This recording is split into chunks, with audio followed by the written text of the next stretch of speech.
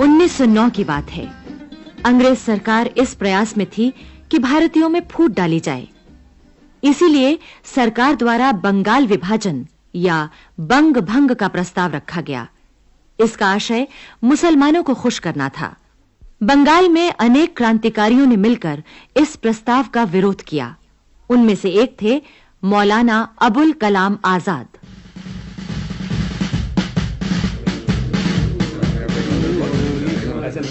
अंग्रेजों की इस चाल को हम कामयाब नहीं होने देंगे। कलकत्ता तो जैसे क्रांतिकारियों का केंद्र बन गया है। आखिर यहाँ का हर देशवासी क्रांतिकारी जो बनता जा रहा है। अरे देखो, श्याम सुंदर चक्रवर्ती जी इधर ही आ रहे हैं। अरे हाँ भाई हाँ, लेकिन उनके साथ पता नहीं ये दूसरा व्यक्ति कौन है। साथियों, अरे सुनो, चक्रवर्ती बाबू कुछ कहना चाह रहे हैं। साथियों, सुन तू। देखो, मेरे साथ जो ये नौजवान आए हैं ये हमारे दल में शामिल होना चाहते हैं।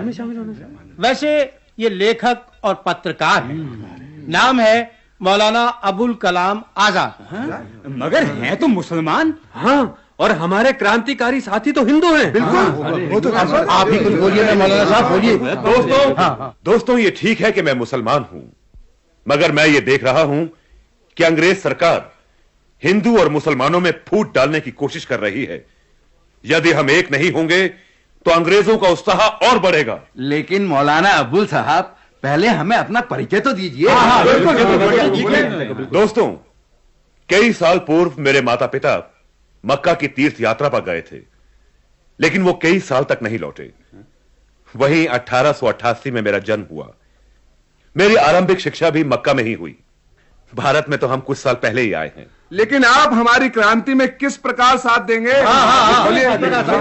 दोस्तों, मैं पत्रकार हूं।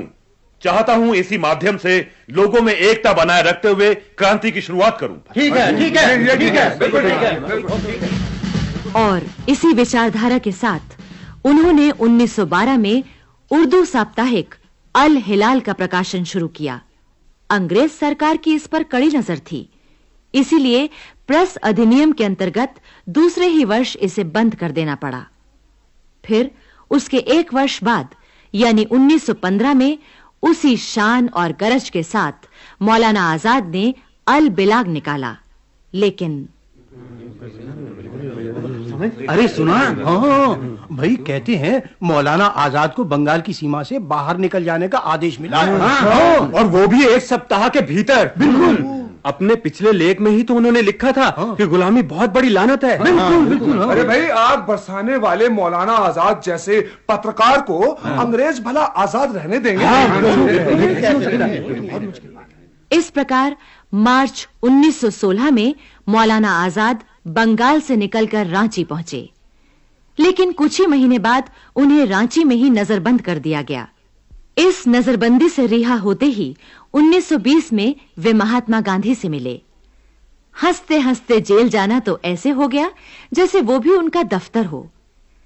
ऐसी ही एक गिरफ्तारी असहयोग आंदोलन के सिलसिले में 1921 में हुई।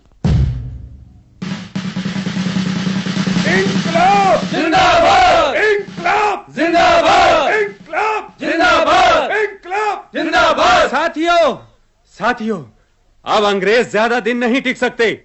हमारा बस चले तो हम आज ही उन्हें भागने पर मजबूर कर दें। परंतु मौलाना आजाद ने तो गिरफ्तार होते समय हमें शांति से रहने को कहा था। इसीलिए तो सारा कलकत्ता गुस्से से भरा है, मगर शांत है। वरना अगर इस समय तुम्हें इतना गुस्सा क्यों? हाँ बोलो। मैं कोर्ट से आ रहा हूँ। आज वहाँ मौलाना आजाद के मुकदमे की सुनवाई हुई थी। अच्छा? हाँ, मैंने भी सुना था। फिर मौलाना ने क्या किया? उन्होंने वही किया जो एक सच्चे सत्याग्रही देशभक्त को करना चाहिए। यानी मतलब मौलाना ने कोर्ट में आने से मना कर दिया, मगर कार्यवाही फिर भी हुई। फिर भी हुई? अच्छा, वो कैसे? उन्होंने अपना बयान लिखकर कोर्ट में भेजा था। उसकी कुछ बातें तो अब भी मुझे याद हैं। अच्छा, क्या कहा था?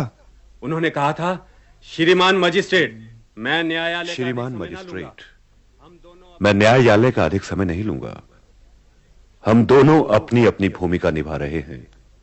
हमारे हिस्से में अभियुक्तों का कटघरा और आपके हिस्से में मजिस्ट्रेट की कुर्सी।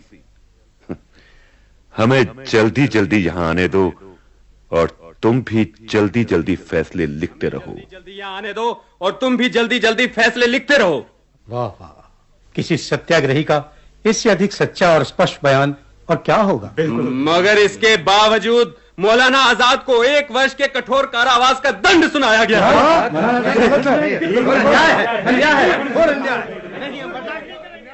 जेल से रिहाई के बाद मौलाना ने देखा एकता भंग हो चुकी है।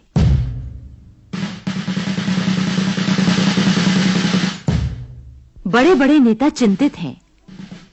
तभी सितंबर 1923 में दिल्ली में कांग्रेस का एक विशेष अधिवेशन हुआ। पुराने और अनुभवी नेताओं को छोड़कर मौलाना आजाद को इसका अध्यक्ष बनाया गया। इस समय उनकी उम्र थी मात्र 35 वर्ष।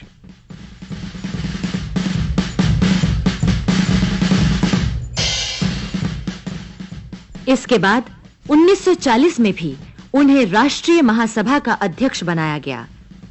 अंतरिम सरकार में मौलाना आजाद शिक्षा मंत्री बने और जब भारत गणराज्य बना तब भी वे शिक्षा मंत्री बनाए गए।